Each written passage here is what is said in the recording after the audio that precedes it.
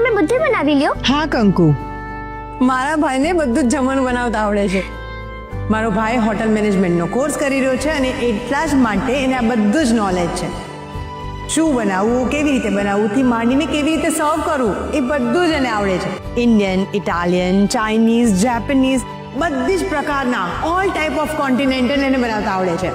અરે વાહ, તો મારે મિલાપભાઈ પાસેથી ઘણું બધું શીખવાનું છે. અને મારે તમારી પાસેથી.